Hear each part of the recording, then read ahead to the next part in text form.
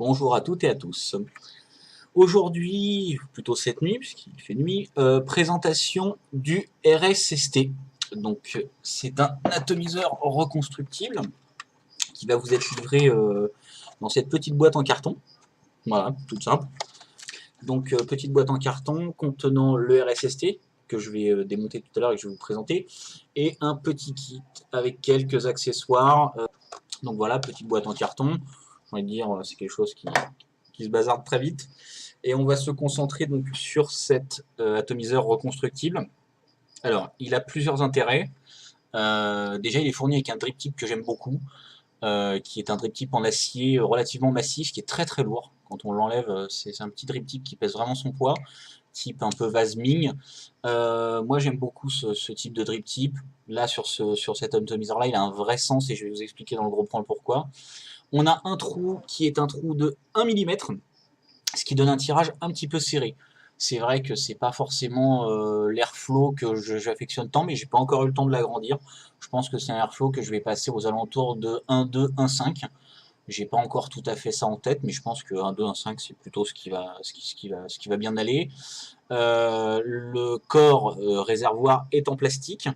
Alors on pourrait craindre certains petits problèmes comme sur beaucoup d'atomiseurs qui ont des corps en plastique avec des liquides un petit peu acides ou des liquides qui vont détériorer le plastique. J'ai mis vraiment ce que j'avais de plus hard dedans. J'ai vraiment voulu le tester à fond et ça n'a rien fait. Donc je ne sais pas quel type de plastique est utilisé, s'il est super résistant, etc. En tout cas, ça marche d'enfer. Vraiment, je vous encourage vraiment à essayer. Rien que pour le plastique, moi au début j'étais un peu sceptique.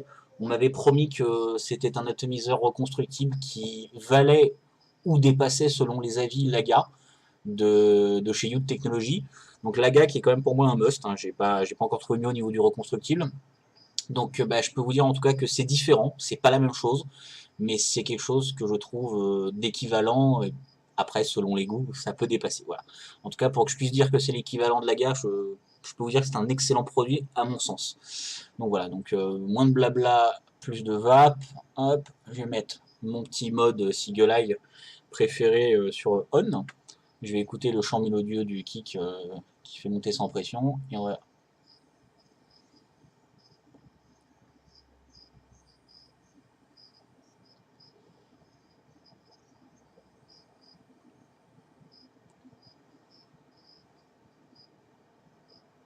Voilà.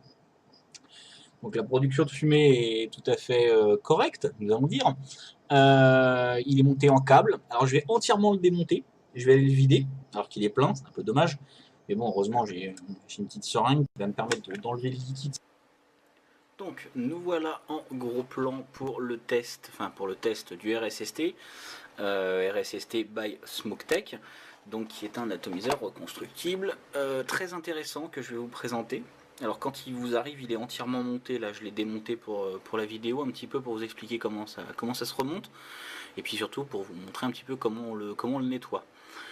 Donc le RSST se constitue d'un cap supérieur avec un trou d'1 millimètre, comme je vous l'expliquais dans le plan large juste avant, 1 millimètre que l'on peut agrandir, ce que je vous conseille d'ailleurs d'agrandir parce que le tirage est un petit peu serré. L'agrandir aux alentours d'un millimètre 2, 1 millimètre 5. Je conseille 1 millimètre 2 et après 1 millimètre 5 si ça ne vous va pas. C'est toujours plus difficile de reboucher un trou, enfin de le rétrécir en tout cas. Un drip tip en acier qui est particulièrement intéressant car il va vraiment permettre de répartir la chaleur du cap.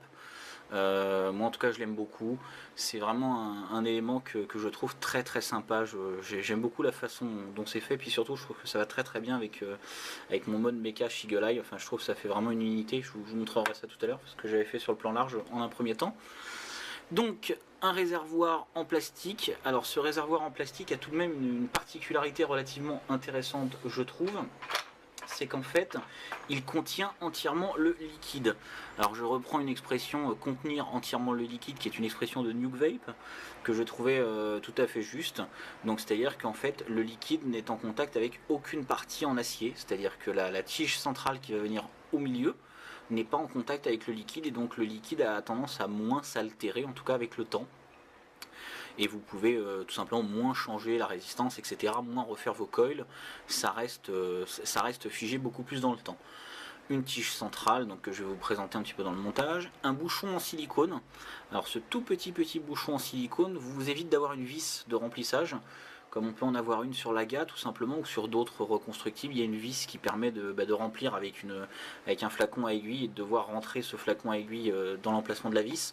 Là c'est juste un petit bouchon en silicone pour remplir votre atomiseur reconstructible. Je trouve ça particulièrement rapide, c'est à dire que vous avez juste à l'ouvrir, je vais vous montrer quand il sera monté, vous avez juste à l'ouvrir, à remplir et c'est fini. Ça c'est vraiment particulièrement bien pensé. Donc il y a une base qui est ici présente, hop, dans lequel je vais introduire la tige centrale. Voilà, donc je vais rentrer. Alors je crois que c'est dans ce sens là ou dans l'autre, je sais plus. Je vais regarder ça tout de suite, désolé. Je crois que c'était dans l'autre sens, je sais plus bien. Non, je crois que c'est bon, voilà. Donc on va prendre le réservoir, qui va venir tout simplement comme ça. On voit le filetage qui dépasse et qui va permettre tout simplement au filetage de reprendre.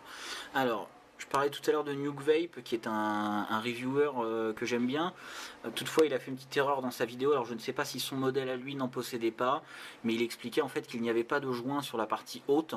En tout cas, chez nous, sur les modèles que nous avons reçus, il y a bien un joint qui est dans la goulotte juste là, et donc en fait ce joint permet de faire l'étanchéité.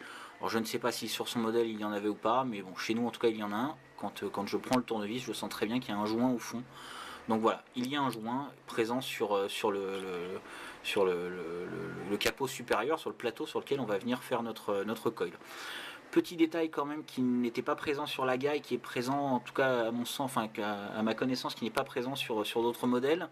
Tout simplement quand je pourrais dire ça, un trou isolé. Alors le trou dans lequel je vais rentrer tout à l'heure mon câble.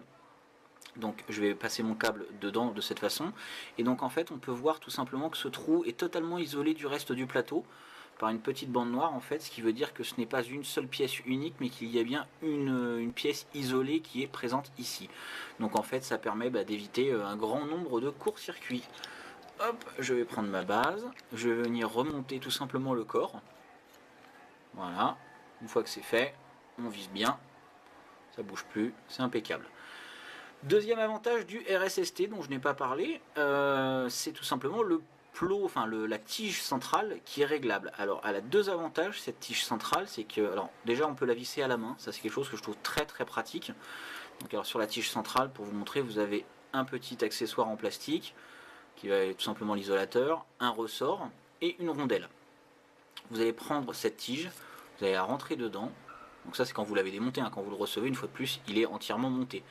Et en fait, on voit bien cette tige, au fur et à mesure que je la visse, on voit que le plot central, un plat qui va venir faire contact, en fait, s'enlève, disparaît. Et là, on voit qu'il revient.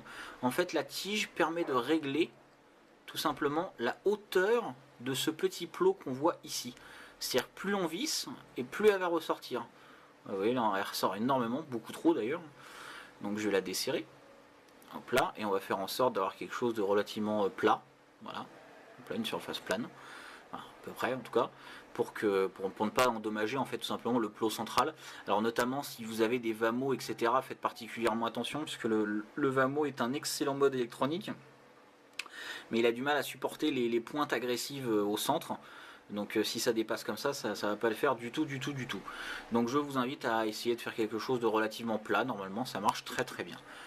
On va prendre le petit bouchon en silicone qui va trouver tout simplement sa place ici. Voilà, donc vous voyez, je l'ai posé comme ça dessus. J'appuie avec mon doigt, il est plugué, c'est fini, voilà.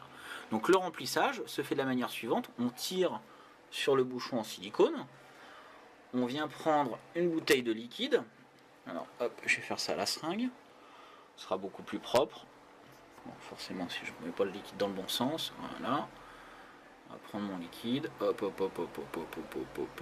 voilà, une bonne dose, une bonne rasade, hop, je vais prendre ma seringue. Alors vous pouvez faire ça avec des bouteilles à seringue type classique comme celle-là, hein. C'est pas le souci, là c'est juste que mon liquide était dans une bouteille qui n'était pas équipée de seringue. Donc le remplissage se fait avec ce petit bouchon en silicone, je vous montrerai ça après. Donc là pour l'instant nous allons mettre, hop, voilà mon câble. Alors le câble chez moi je le prépare de la façon suivante. Je ne sais pas quelle vidéo vous avez vu. En tout cas moi je le fais de la façon suivante. J'ai tout simplement un câble d'acier 7 brins par 7 brins Si vous regardez un petit peu sur les forums, vous trouverez plein d'informations là-dessus, et un morceau de mèche oxydé en fait tout simplement qui me permettra de ne pas avoir de court-circuit. Donc l'attelard il était monté, donc je m'en suis déjà servi. Je vais juste le rebrûler un peu, voilà. Hop.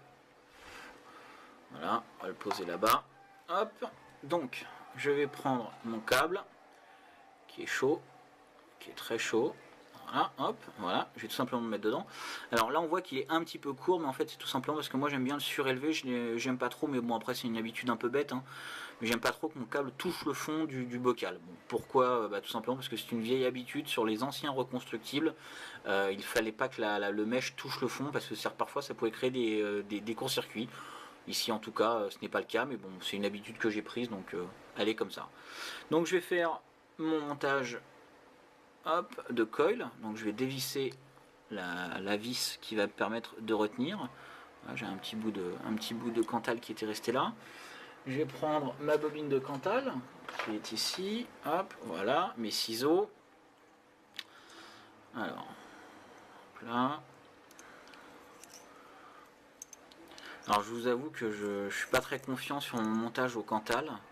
Pas parce que j'ai du mal à les faire, mais tout simplement parce qu'à chaque fois que j'ai fait une vidéo et que j'ai essayé de faire un montage entre guillemets en live, c'est-à-dire en faisant quelque chose de non cuté, donc une vidéo en une fois, en fait à chaque fois je ne sais pas pourquoi ça a merdé. C'est-à-dire que le montage a vraiment ne fonctionnait jamais, c'est-à-dire que j'avais toujours un point chaud horrible que je n'arrivais pas à faire disparaître, etc.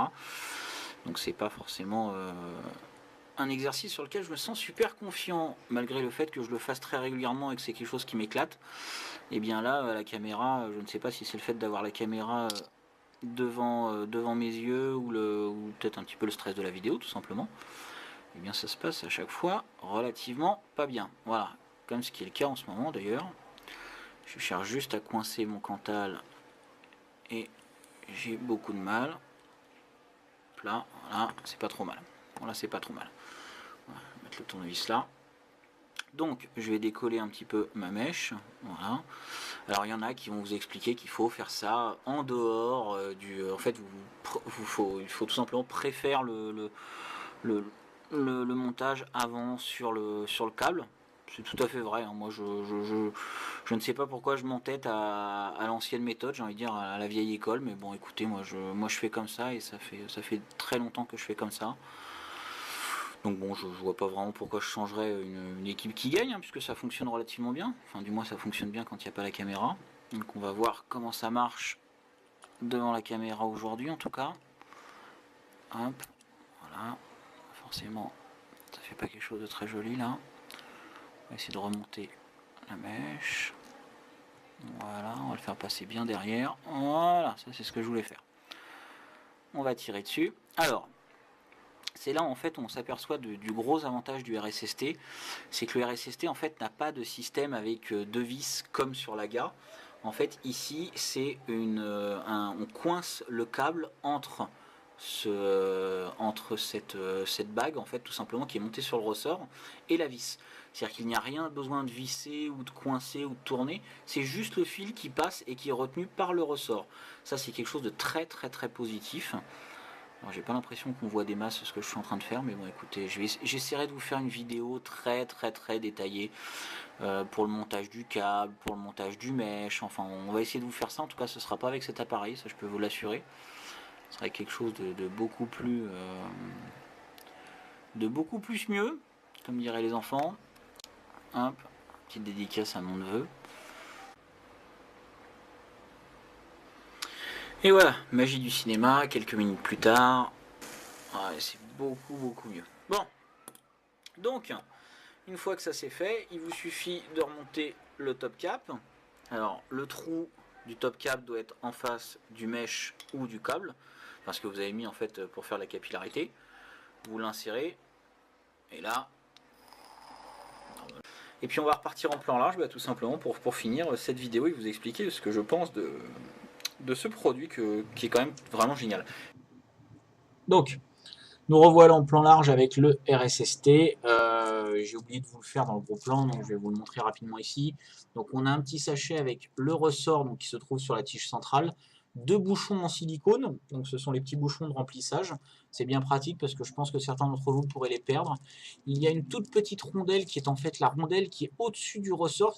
Et il y a 2 joints noirs qui sont en fait tout simplement, hop là on va l'ouvrir, les joints que l'on voit ici qui sont les joints qui permettent tout simplement de serrer le cap supérieur. Donc voilà, donc petit sachet à garder précieusement. Hop, voilà, donc on va reprendre le mode avec le RSST.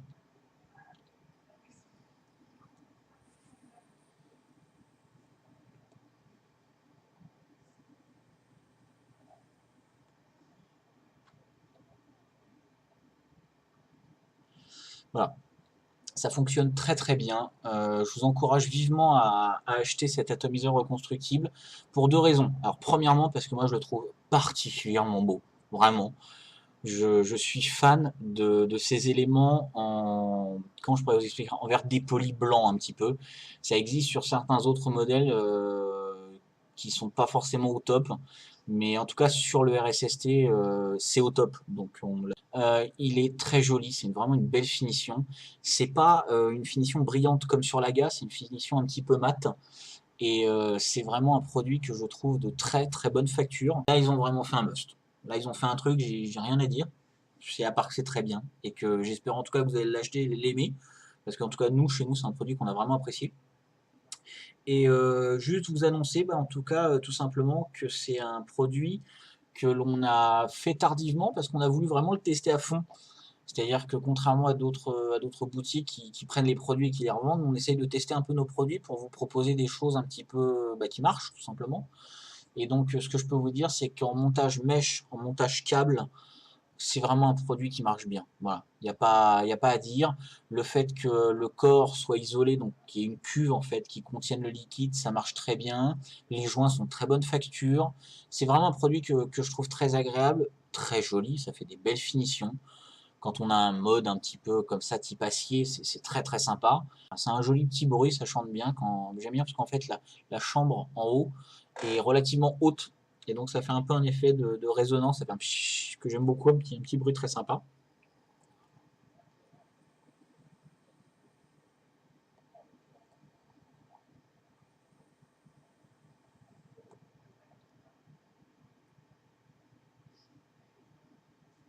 Voilà. On l'avait annoncé comme le successeur de l'AGA.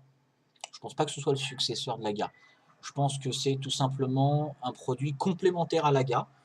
C'est-à-dire que si vous aimez les reconstructibles, ayez dans votre kit, dans votre setup quotidien un AGA. Bien sûr, il faut avoir l'AGA, mais il faut avoir le RSST. Voilà. Il faut avoir le RSST et l'AGA. Pour moi, c'est vraiment indéniable. La facilité pour le coil, alors bon, c'est pas tout à fait le cas sur le gros plan, je vous l'accorde, hein, je suis toujours un vrai boulet de ce côté-là. Les gros plans et je vais l'essayer en live, ça marche jamais. Je sais pas pourquoi, j'ai peut-être un problème avec ça. Hein.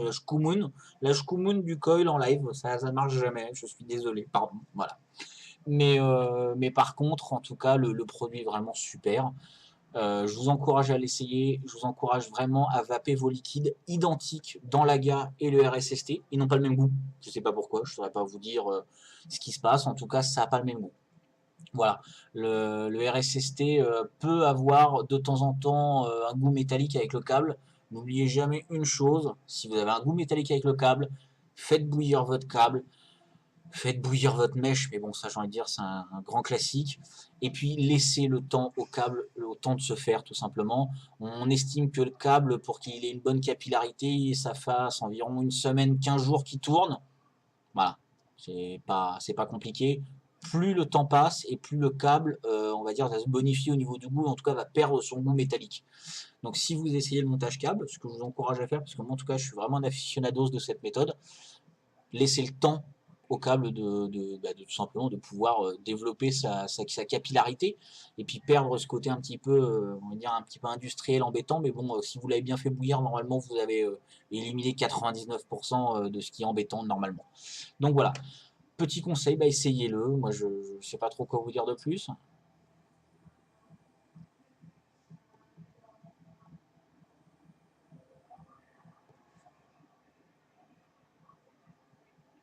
Voilà, disparition. À très bientôt, au revoir.